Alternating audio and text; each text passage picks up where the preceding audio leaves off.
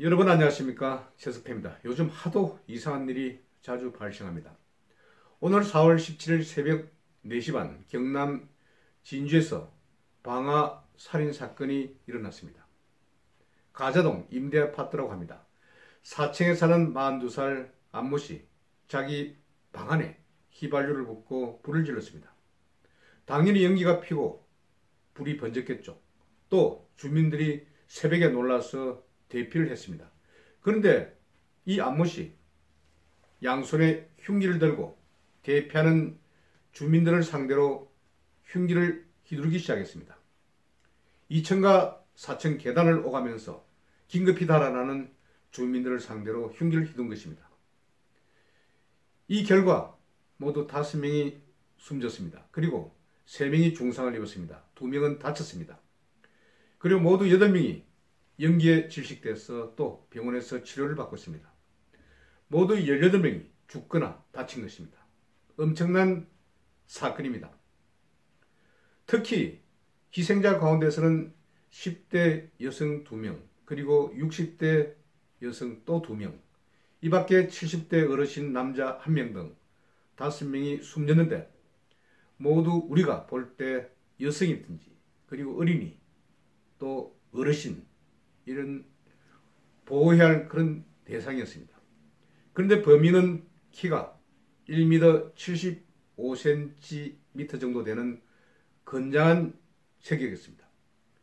보면 자기가 충분히 제압할 수 있는 그런 연약한 대상을 상대로 범행을 저지른 것입니다. 왜 이런 일이 일어났을까요? 이 사람 알고 보니 편지병 조현병을 앓고 있었습니다. 병명이 그렇게 현재 드러나고 있습니다. 편지병이란 게 무엇입니까?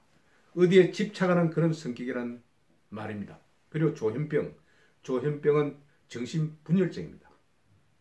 그래서 그런 병에 따른 행동이었을까요?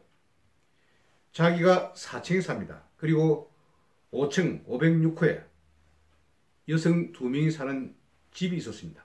이 사실을 알고 여기에 항상 해코지를 했다는 것입니다. 여기 506호에는 53살 강모씨와 그리고 자기가 어릴 때부터 키워오던 조카, 시조카라고 하면 되겠죠. 18살 최모 양을 함께 살았습니다. 그런데 여기에 여성만 산다는 사실을 알고 계속해서 해코지를 했다는 것입니다. 어떤 때는 인분을 거기 아파트 입구에 뿌려놓기도 하고, 그리고 이 18살 최모양은 고3 학생입니다. 눈이 좀 좋지 않다고 합니다. 시력장애를 앓고 있다고 합니다. 그런데 이 학생 뒤를 따라가기도 하고, 그래서 놀란 학생이 문을 닫고 도망을 들어가기도 하고, 이런 상황이 자주 계속됐다는 것입니다. 그리고 이 안모 씨는 여기뿐만 아니고 3층 그리고 인근 주민들에게도 굉장히 폭력적이었다고 합니다.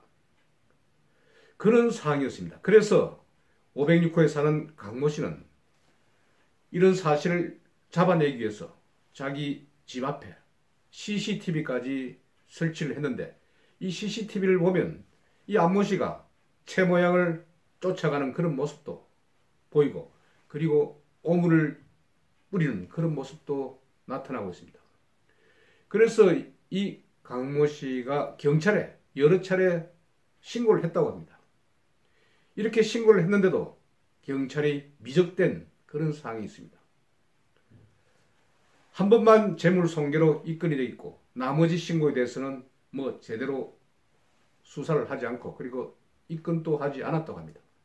그러면서 여기 강모 씨가 식당 일을 하고 있는데 식당 아주머니에 대해서 아주 이상한 소리도 하곤 했다고 합니다. 경찰이 조금 미리 사전에 이런 상을 알고 좀 제대로 조치를 취했다면 과연 이런 일이 일어났겠습니까? 그래서 이번에 희생당한 많은 가족들이 이 점을 굉장히 안타까워하는 것입니다. 그래서 유족 대표들은 정부의 방치로 이런 일이 발생했다, 이렇게 하소연을 하고 있는 것입니다. 여러분, 이전에 문재인 어떻게 이야기했습니까? 안전사건, 안전사고로 눈물 짓는 사람이 없도록 하겠다. 그런 사회를 만들겠다고 약속하지 않았습니까? 그런데 항상 지금 보면 말뿐입니다. 그리고 분란 뒤에 제대로 조치도 못합니다. 마국간에 마소를 다 잃어버린데도 이것을 제대로 수리도 못하고 있습니다. 여러분 기억나지 않습니까? 2018년 12월 31일 강북 삼성병원에서 임세원 정신건강의학과 전문의가 바로 조울증을 앓는 환자에게 목숨을 잃었습니다. 그때도 이 문제가 굉장히 사회적으로 부각이 됐습니다. 조울증, 그리고 조현병, 이런 등등의 사람들이 지금 사회에서 큰 문제를 일으키고 있지 않습니까? 그런데 이 정부는 오로지 인권보호 측면에서 이런 조현병 환자들 제대로 치료를 못하도록 막고 있는 것입니다. 지금 입원시키기 위해서도 굉장히 절차가 복잡해지고 이런 상황입니다. 그리고 이번 사건도 마찬가지가 아닙니까? 이 조현병 환자를 관할 보건소라든지 그리고 경찰서 제대로 알고 조치를 했더라면 이렇게 귀중한 목숨들이 한순간에 잃어버리지 않았을 것 아닙니까? 새벽 4시 반, 아주 고나게 자는 그런 새벽 4시 반에 불을 지르고 또 대피하는 주민들을 향해서 양손에 흉기를 들고 이것을 당한 사람들은, 살아남은 사람들은 얼마나 트라우마에 또 시달릴 것입니까? 정말 우리 사회가 지금 안전한 사회입니까? 저는 이런 점에서 안심할 수 없는 그런 사회, 이상한 사회, 온 도처에 안전사고가 일어나고 또 정신적으로 이상한 사람들이 지금 거리를 횡행하고 있습니다. 그래서 눈빛만 봐도 살기가 도는 사람들에 대해서는 겁을 먹고 설설 피하기만 합니다. 이번 사건도 마찬가지입니다. 국가가 제대로 주민들을 보호하지 못했다는 것입니다. 한 연약한 여성 2명이 사는 가정에서 하도 아래층에 있는 이상한 사람이 해코지를 하고 그래서 이걸 막기 위해서 CCTV까지 설치하고 이것을 관할 파출소에 보여줬는데도 제대로 조치를 하지 못하는 그런 상황. 이런 상황이 지금 바로 대한민국의 현실입니다. 여러분, 처음에 이 범인 42살 안모 씨, 자기는 임금 체불 때문에 말을 이런 범행을 했다고 그렇게 내뱉었습니다. 이것이 또 처음 일보로 각 뉴스에서 쏟아졌습니다. 그런데 이것도 아닌 것으로 지금 드러났습니다. 아주 횡설수설하고 있다고 합니다. 그리고 2010년에는 또 다른 범죄로 인해서 감호치료소에서 그렇게 진단을 받고 집행유예를 받았다는 그런 사실도 드러났습니다. 병력이 있는 것입니다. 조현병, 편집형 조현병. 아까 말씀드린 것처럼 편집성이라는 것은 어디에 집착하는 것입니다. 그래서 바로 위층에 있는 여고 3학년생 18살 최 모양에 대해서 계속해서 집착해서 추적하고 따라다니고 이래서 이 여학생은 정말 놀라서 문을 닫고 빨리 대피를 하고 이런 상황도 있었습니다. 그리고 또 같은 아파트에 사는 12살 소녀, 초등학생 한 6학년 정도 되겠죠. 이 여학생 뒤도 따라다니면서 이렇게 행동을 했다는 것입니다.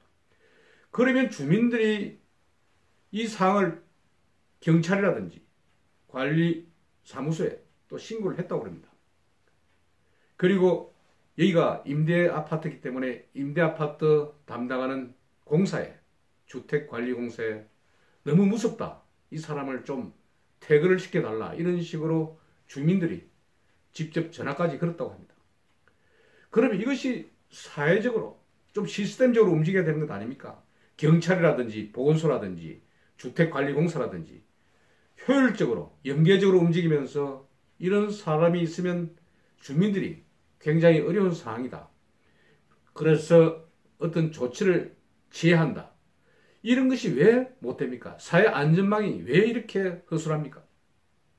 그래서 그대로 두고 이것도 괜히 그렇습니다. 인권. 매번 인권 타령입니다. 이번에 5명을 숨지겠습니다.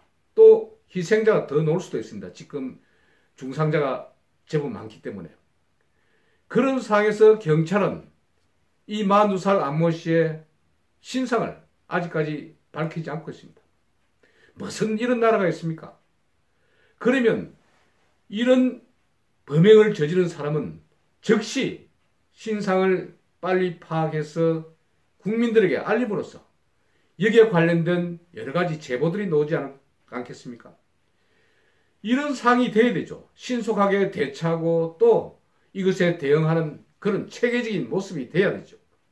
말만 늘 국민이 안전사고로 눈물을 짓는 그런 일이 없도록 하겠다. 말만 번들하게 하는 이런 정부, 문재인 정부, 정말 믿을 수가 있습니까? 저는 새벽에 홍두깨처럼 이런 일이 일어나서 갑자기 운명을 달리한 가족들 얼마나 슬프겠습니까? 이번 사건은 가족 간, 한 가족의 복수의 그런 사망자가 난 집들도 있다고 합니다. 말하자면 줄초상이 난 것입니다.